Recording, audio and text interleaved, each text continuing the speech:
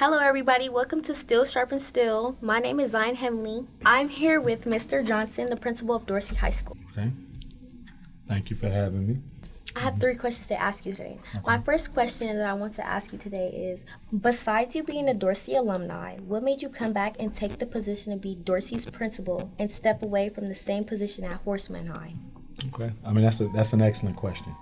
And it was a hard decision to step away because I'd been at Horseman for roughly 9 years and was committed to that community and committed to that school. You know, as you said in your question, you know, me being an alum of Dorsey and committed to Dorsey and committed to the community, I would say is the one opportunity that I would have willingly left Horseman for. And it's because of, again, the community, my connection to the community, and my desire to try to elevate my alma mater to a level that I feel it should be elevated to in terms of being a great school for our students. Okay, so you are a senior. I'm getting ready to move on to the next phase in your life. Yes. If you could tweak Dorsey or public high school altogether, what type of changes or enhancements would you make to improve it for you in particular and for youth like you? I would change the freedom part. Most kids, because I feel like this too sometimes, we're locked down and we're more so controlled in a way. Of course, we have to follow rules and abide by certain things, but it feels like we're locked down in a way. I could say that I feel like that here at Dorsey, and most kids do too. That's why we try to make kids sign petitions and stuff like that. But overall, for the most part, I feel like Dorsey has a good rules and the staff are good and they help us in every which way they can. Okay. This is my second question. Thank you for answering the last question. Do you get any backlash from being the principal of Dorsey High School? I think that as a principal of Dorsey High School, I get mixed responses. Dorsey High School has a deep history. So for individuals that are familiar with that history, a lot of admiration comes with it. You know, a lot of people are proud of me for being the principal as well as for coming back and giving back and committing myself to Dorsey. But I also do get other responses in terms of some concern, and I think that's tied to the negative connotation that Dorsey has, as well as being a school that has a predominant Black and brown community, as well as being at a school that has a significant number of Black students. I think that to the uninformed person, they have some concerns about it. And I'll say it like this. They look at it like I may not be safe. They look at it as it may be extremely challenging to be successful. And because of it, I think a lot of them question that decision of mine to come back to Dorsey. But I use it as an opportunity to educate individuals. I look forward to coming to Dorsey every single day. And Horseman was similar, and I look forward to coming to Horseman every single day because I'm committed to this community. And it's a place that I feel comfortable. And I remember when I first went to UCLA, I noticed a significant change in terms of how few people of color were there. And it's something that I wanted to change. I wanted to get more of my people to take advantage of those opportunities. And I feel that the only way to do that is as a principal. I think I'm going to build on question number 1, okay? What type of things do you think we could add to a high school that you think would help you after high school or better help you after high school?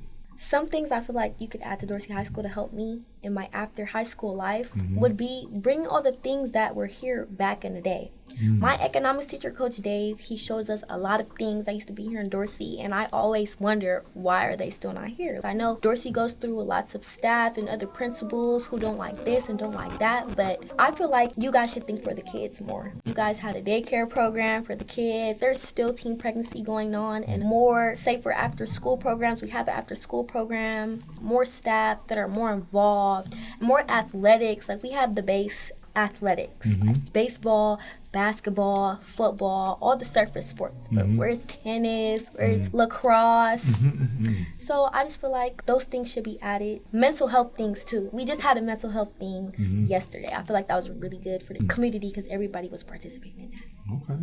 How are you going to change the dynamic of Dorsey and tarnish the negative connotations that are displayed to the community?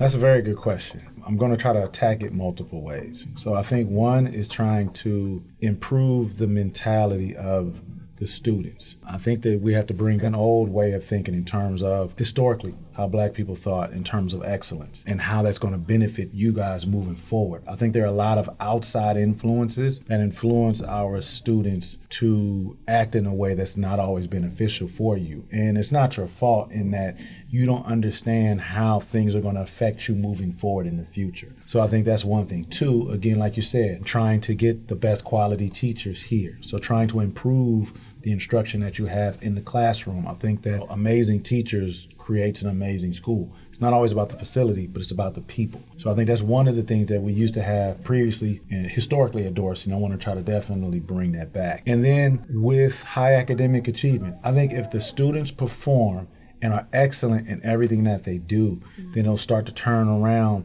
this negative connotation that we have. So it's hard to think that we have negativity here if not only athletically are we performing, but academically our kids are performing.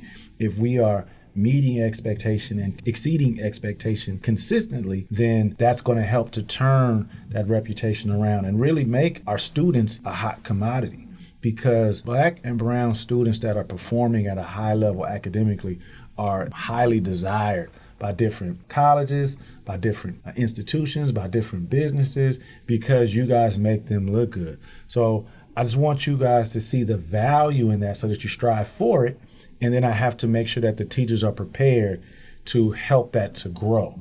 Because I think sometimes when you guys are educated and motivated and informed, sometimes if a person is not trained or not coached to deal with it, then they could kind of be challenged by it. And I think that's one of my values as a principal is that because of my experience, I see the value in that, where others maybe feel threatened by that. I guess my question for you is beyond high school. So you only got a few weeks left of being a high school student. Where do you see yourself 10 years from now?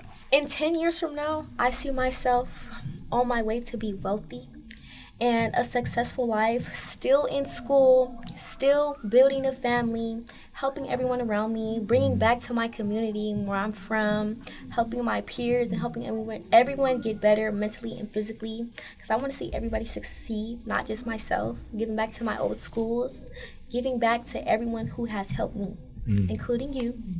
So in the next 10 years, I just see myself still being a giver, still being excellent academically, physically, and mentally.